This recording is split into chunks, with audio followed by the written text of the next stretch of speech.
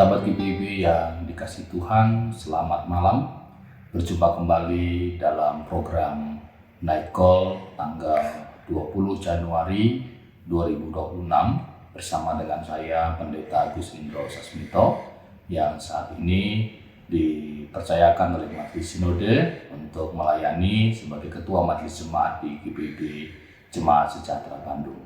Dan saat ini kita bersama sebelum membaca dan merenungkan firman Tuhan, kita akan bersama-sama berdoa memohon bimbingan Roh Kudus. Kita berdoa. Terima kasih ya Tuhan, malam menjadi bagian bagi kami dan saat ini kami bersama akan membaca dan merenungkan firman-Mu.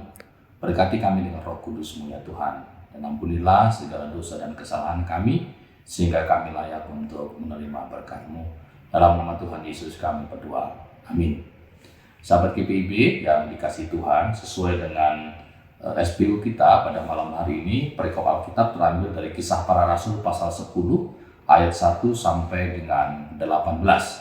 Saya akan mengambil sesuai dengan SPU, bagian nas kita diambil dari ayatnya yang ke-15 yang mengatakan, "Kedengaran lagi untuk kedua kalinya suara yang berkata kepadanya, apa yang dinyatakan halal oleh Allah, tidak boleh engkau nyatakan haram." Demikian pembacaan Alkitab, terpujilah Kristus, haleluya. Sahabat GPIB yang dikasihi Tuhan, bagian perikop kita hari ini bisa disebutkan sebagai sebuah titik balik yang menjadi hal yang penting ketika bicara tentang bagaimana kehadiran Allah yang meruntuhkan tembok pemisah dan membebaskan manusia dari sekat-sekat religius serta kultural. Ada beberapa hal yang terkait dengan tema kehadiran yang membebaskan yang disampaikan dalam perikop kita hari ini. Yang pertama adalah ketika kita membaca kisah ini berawal dari adanya Kornelius, seorang perwira Romawi yang secara hukum Yahudi saat itu dia adalah orang luar. Dia bukan menjadi bagian dari kelompok atau bagian dari orang Yahudi yang menerima atau percaya kepada Yesus. Namun dalam teks ini menekankan bahwa Kornelius ini adalah seorang perwira Romawi yang punya hubungan yang baik dengan Allah, sehingga ketika dia berdoa dan menaikkan sedekahnya, ternyata itu diterima oleh Allah. Artinya mau dikatakan dalam perikop ini juga bahwa Allah itu tidak bisa dibatasi oleh label religius manusia. Kehadiran Allah menjumpai Kornelius justru di tengah ketulusannya, bukan karena status agamanya. Yang kedua yang dilihat bahwa bagian untuk bagaimana Petrus mendapatkan penglihatan tentang binatang-binatang yang haram. Suara yang dari langit tadi yang dalam perikop bacaan, apa yang dinyatakan halal oleh Allah, tidak boleh engkau nyatakan haram. Hal ini mau mengatakan bahwa ketika Petrus sedang berada di penjara oleh tradisi dan pemahaman yang sempit tentang kesucian, Allah menggunakan penglihatan ini untuk membebaskan Petrus dari prasangka terhadap bangsa lain. Jadi kehadiran Tuhan membebaskan kita dari sikap untuk menghakimi orang lain. Apakah ada binatang haram dalam pikiran kita sehingga ada anggapan bahwa ada orang yang tidak layak untuk menerima kasih Tuhan. Tapi kemudian dalam perikop selanjutnya yang kita lihat dan baca bersama adalah saat Petrus masih termangu-mangu dan mencari arti penglihatan itu, ternyata muncul utusan dari Kornelius yang kemudian Roh Kudus menyingkronkan dua peristiwa yang berbeda dari dua tempat yang berbeda. Artinya bahwa kehadiran Tuhan yang membebaskan tidak berhenti pada perasaan nyaman, tetapi menggerakkan Petrus dibebaskan dari keraguannya dan akhirnya berani melangkah keluar dari zona nyaman di Yope menuju Kaisaria.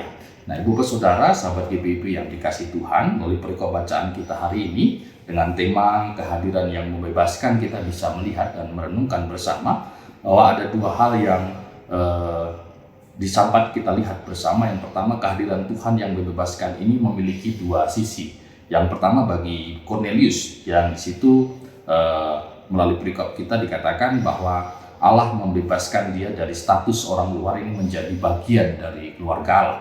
Yang kedua bagi Petrus bahwa Allah membebaskan dia dari belenggu pemikiran sempit dan eksklusivisme agama. Sehingga ketika kita mau mengatakan bahwa tugas tanggung jawab kita adalah ketika Allah itu hadir, maka tembok pemisah itu menjadi roboh. Kita dibebaskan untuk mengasihi tanpa syarat dan melihat sesama manusia melalui mata Tuhan dan bukan melalui label dunia. Sehingga biarlah bersama-sama kita boleh semakin menghayati tentang kehadiran kita, bukan hanya untuk membebaskan diri kita, tapi juga bisa membebaskan orang lain untuk boleh merasakan dan menerima anugerah daripada Tuhan. Tuhan Yesus memberkati. Mari kita berdoa.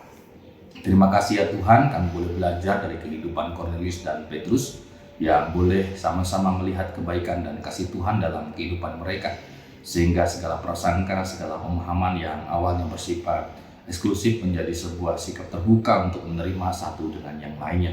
Sebab Engkau menghendaki bahwa kasih karunia bukan hanya satu kelompok atau pribadi, tapi kasih karunia Tuhan boleh Tuhan nyatakan bagi semua orang, sehingga semua orang juga bahkan seluruh ciptaan merasakan kehadiran Tuhan dan merasakan kebebasan karena kasih setia yang Tuhan nyatakan dalam kehidupan mereka.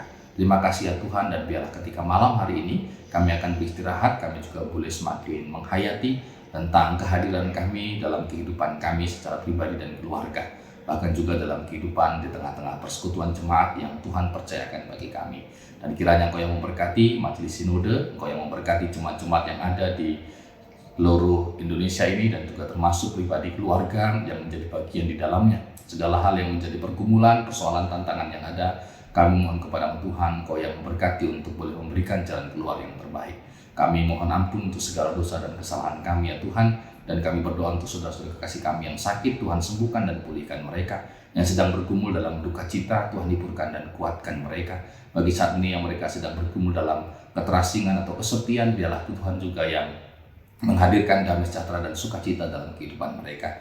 Dan biarlah kami semua boleh juga terus senantiasa merasakan kasih Tuhan yang senantiasa membebaskan kami dari segala hal yang dapat membelenggu kehidupan kami. Kami menyerahkan, dan sebentar kami juga akan beristirahat, kiranya kasih karunia juga senantiasa menyertai kami. Ini doa kami, permohonan kami, dan ungkapan syukur kami.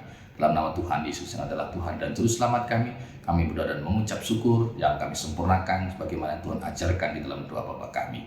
Bapa kami yang di surga, kuduskanlah namamu, datanglah kerajaan-Mu, jadilah kehendak-Mu di bumi seperti di sorga. Berikanlah kami pada hari ini makanan kami yang secukupnya, dan ampunilah kami akan kesalahan kami, seperti kami juga mengampuni orang bersalah kepada kami.